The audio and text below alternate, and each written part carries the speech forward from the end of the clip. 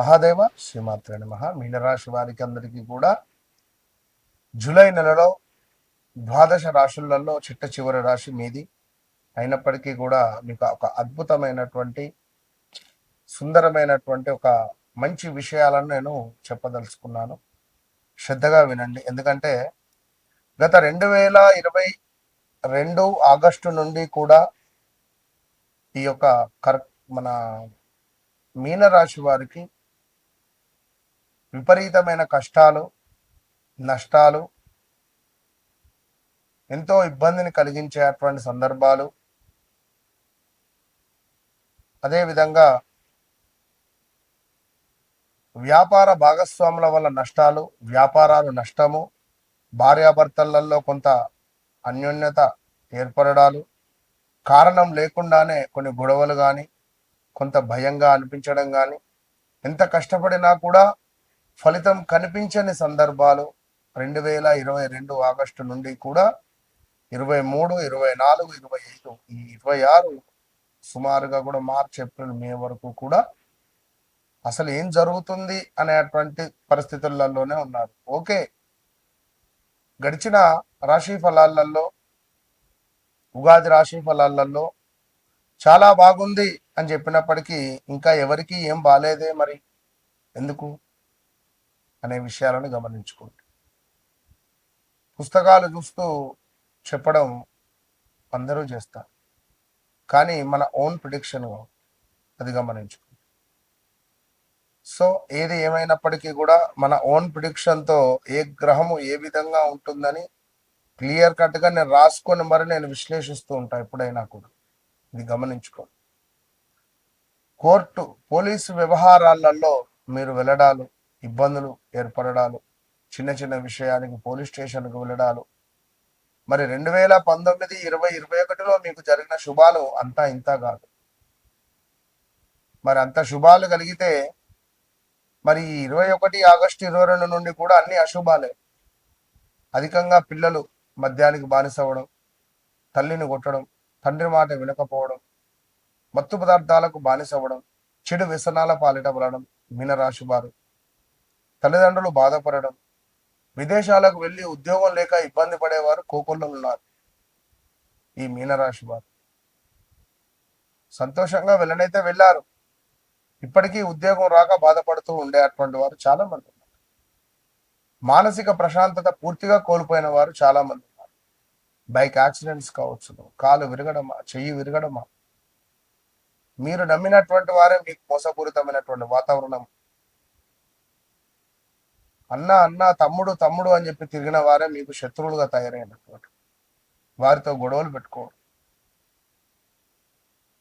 వ్యాపార భాగస్వాముల వల్ల కూడా మనకు నష్టాలు వాటిల్లడం, కుటుంబ సభ్యుల మధ్య విభేదాలు ఏర్పడడాలు, వివాహం పదే పదే వాయిదా పడడం కానీ, వివాహంలో కొన్ని ఒడిదుడుకులు రావడం కానీ,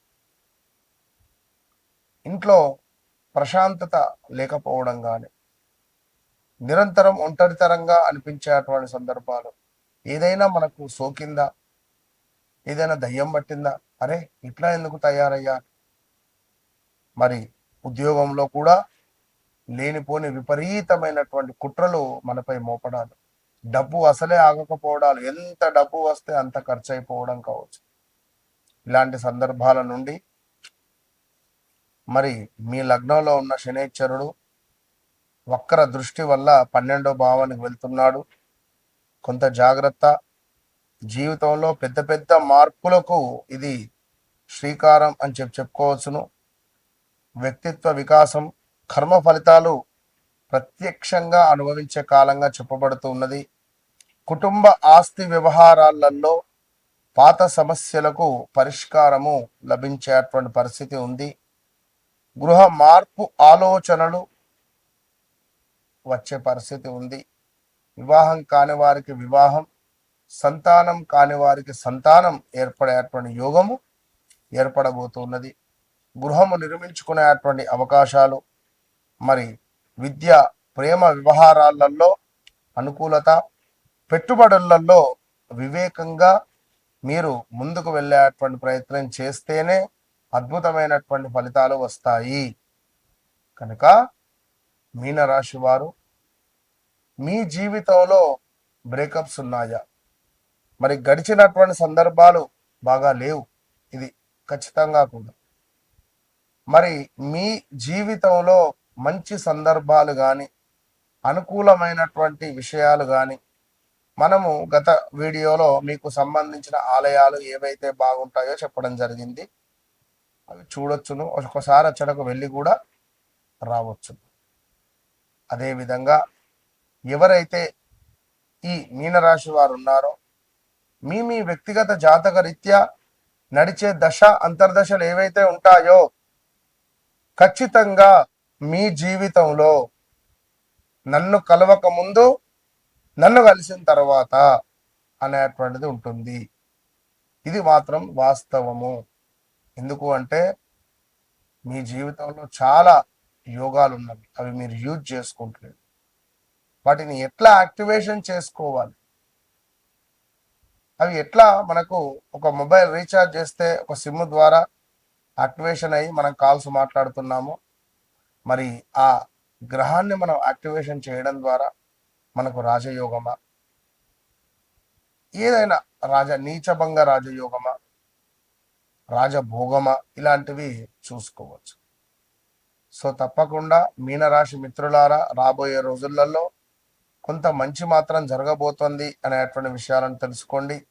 ఇంకా ఉద్యోగమో వ్యాపారమో లేదా ఏదైనా మీకు సంబంధించి డబ్బు ఎవరికో ఇచ్చాం తిరిగి రావటం లేదు, పలానా అమ్మాయిని ఇష్టపడ్డాం తిరిగి వస్తుందా రాదా, ఇలాంటి విషయాలకై తప్పకుండా కూడా మనల్ని కన్సల్ట్ కండి.